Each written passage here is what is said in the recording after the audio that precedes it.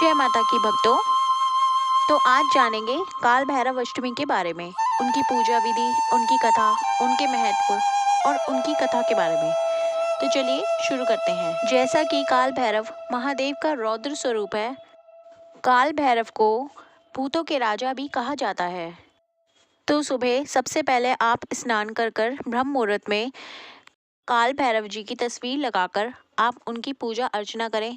सबसे पहले पूजा स्थल पर गंगा जल छिड़क कर उस स्थल को पावन पवित्र कर लें। इसके बाद एक थाली में रोली, चावल, तिल, काले तिल आप ले सकते हैं और दीवा रखकर जोत जलाकर काल भैरव जी की आरती करें।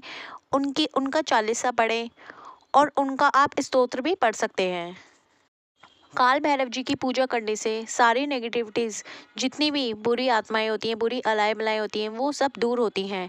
घर में पॉजिटिविटी का वास होता है और इंसान के अंदर से भय सारा निकल जाता है, वह निर्भय बनता है। जैसा कि काल भैरव को भूतों का राजा भी माना जाता है और मृत्यु का देवता भी कहा जाता है। काल भैरव जी के भोग के लिए वैसे तो उनको बेसन के लड्डू, उड़द की दाल के बड़े या फिर आप उन्हें पान का भोग भी लगा सकते हैं या फिर जलेबी का भोग भी लगा सकते हैं। ये सब काल भैरव के प्रिय भोग हैं। उनका वाहन श्वान है, यानी कुत्ता।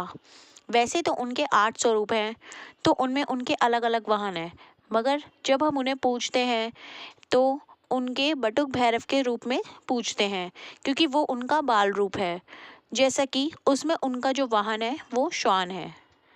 इस दिन आप काले कुत्ते को रोटी खिलाएं, उसकी सेवा करें और आप उसे पनीर भी खिला सकते हैं।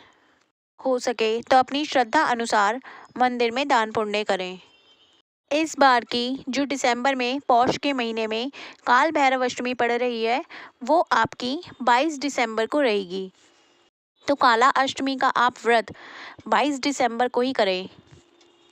22 दिसंबर को ही दिन में 2:31 से अष्टमी तिथि का प्रारंभ होगा और शाम को नेक्स्ट डे 23 दिसंबर को शाम को 5:07 पर इसकी तिथि समाप्ति होगी। इसलिए ही आपको इसका जो व्रत है वो 22 दिसंबर को ही रखना है, क्योंकि कितने लोगों के यहाँ चंद्रदेव को अर्घ्य दिया जाता है और उसके बाद ही कुछ ग्रहण करा जाता है, रात को भोजन, व्रत का पारण किया जाता है। तो अगर आपके यहाँ भी ऐसा है तो आप 22 दिसंबर को ही रखें, क्योंकि 22 दिसंबर को ही इसका व्रत रखा जाएगा। तो चलिए पुराणों में जो कथा प्रचलित है वो शुरू करते हैं। कथा इस प्रकार है। एक बार की बात है, भगवान विष्णु जी ने ब्रह्मा जी से पूछा कि इस ब्रह्मांड में सबसे सर्वश्रेष्ठ कौन है। तब ब्रह्मदेव जी ने उत्तर देते हुए कहा कि इस ब्रह्मांड में मैं ही सबसे सर्वश्रेष्ठ हूँ। ब्रह्मदेव के उत्तर को सुनने के बाद भगवान विष्णु को उनके शब्दों में बहुत ही अहंकार दिखा, जिसे सुनने के बाद वह क्रोधित हो उठे और उन्होंने कहा कि इस संसार की रचना आपने मेरी आज्ञा से ही की है। इसके बाद ब्रह्मा जी और विष्णु जी चारों वेदों के पास गए और अपने सवाल का उत्तर ढूंढने लगे। सबसे पहले वह ऋग्वेद के पास गए और उन्होंने उनसे पूछा कि इस ब्रह्मांड में सबसे सर्वश्रेष्ठ कौन है। तब ऋग्वेद ने उत्तर देते हुए कहा कि शिव ही सबसे सर्वश्रेष्ठ हैं। वो सर्वशक्तिमान है और सबके सब जीव जंतु उन्हीं में ही समाहित हैं। इसके बाद जब यही सवाल यजुर्वेद से पूछा गया, तब उन्होंने उत्तर देते हुए कहा कि जिन्हें हम यज्ञों के द्वारा पूजते हैं वही शिव सबसे श्रेष्ठ हैं। और सामवेद ने भी इसी सवाल का उत्तर देते हुए कहा कि विभिन्न साधक और योगी जिसकी आराधना करते हैं वही सबसे श्रेष्ठ है। और तो और जो पूरे विश्व को नियंत्रित करता है वो त्र्यंबकम यानी शिव हैं, यानी शिव ही सबसे सर्वश्रेष्ठ हैं। अथर्ववेद ने भी कहा कि भक्ति मार्ग पर चलकर जिसे पाया जा सकता है जो इंसानी जीवन को पाप से मुक्त करता है, मनुष्यों की सारी चिंताएं हरता है, वही शिव सबसे श्रेष्ठ है। चारों वेदों के उत्तर सुनने के बाद ब्रह्मा जी का अहंकार शांत नहीं हुआ। अब वह जोर जोर से उनके जवाबों पर हंसने लगे। तभी वहां भगवान शिव दिव्य प्रकाश के रूप में उपस्थित हुए। अब शिव जी को देखकर ब्रह्मदेव जी का पांचवा सिर क्रोध की अग्नि में जलने लगा। उसी समय भगवान शिव ने अपने अवतार की रचना की और उसे काल का नाम देकर ये कहा कि ये काल मृत्यु का राजा है। वो काल मृत्यु का राजा कोई और नहीं बल्कि भगवान शिव का अवतार काल भैरव था।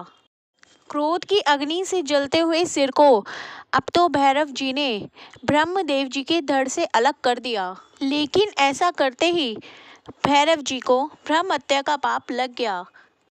तब भगवान शिव ने उनसे कहा कि अब तुम्हें ब्रह्म हत्या का पाप लग चुका है। अब तुम्हें एक सामान्य व्यक्ति की तरह तीनों लोकों पर भ्रमण करना होगा। जिस जगह पर तुम्हारे हाथ से ये शीश छूट जाएगा, वहीं पर तुम इस हत्या से मुक्त हो जाओगे। शिव जी का आदेश पाकर काल भैरव जी तीनों लोकों की यात्रा पर चल दिए। तीनों लोकों की यात्रा करने के बाद भैरव जी काशी पहुँचे। काशी भगवान शिव की नगरी है, जहाँ पर वे बाबा विश्वनाथ के रूप में जाने जाते हैं। यहाँ गंगा के तट पर पहुँचते ही भैरव जी के हाथ से ब्रह्मदेव जी का सर छूट गया और तभी वे ब्रह्म हत्या के पाप से मुक्त हो गए। काल भैरव जी के पाप से मुक्त होते ही भगवान शिव वहाँ प्रकट हुए और उन्होंने काल भैरव को वहीं रहकर तप करने का आदेश दिया। भगवान शिव ने उन्हें आशीर्वाद दिया और कहा, तुम इस नगर के कोतवाल कहलाओगे और इसी रूप में तुम्हारी युगों युगों तक यहाँ पर पूजा होगी। भगवान शिव से प्रेरणा पाकर जिस स्थान पर काल भैरव रह गए, वहाँ उनका मंदिर स्थापित किया गया। काशी में मान्यता है कि भक्तों को बाबा विश्वनाथ के बाद काल भैरव जी के दर्शन करना अनिवार्य है, अन्यथा बाबा विश्वनाथ के दर्शन अधूरे माने जाते हैं। जिस स्थान पर ब्रह्मदेव का शीश गिरा था, उस स्थान को कपाल मोचन तीर्थ के नाम से जाना जाता है। तो दोस्तों, ये थी काल भैरव जयंती की कथा। कथा आपको कैसी लगी प्लीज़ कमेंट बॉक्स में लिख के ज़रूर बताइएगा।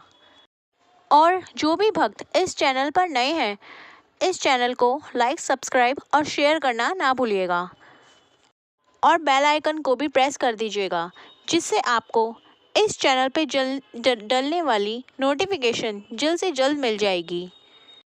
और अगर आप काल भैरव का चालीसा या उनकी आरती सुनना चाहते हैं तो वो भी आपको हमारे चैनल पर मिल जाएगी। धन्यवाद। जय काल भैरव। हर हर महादेव।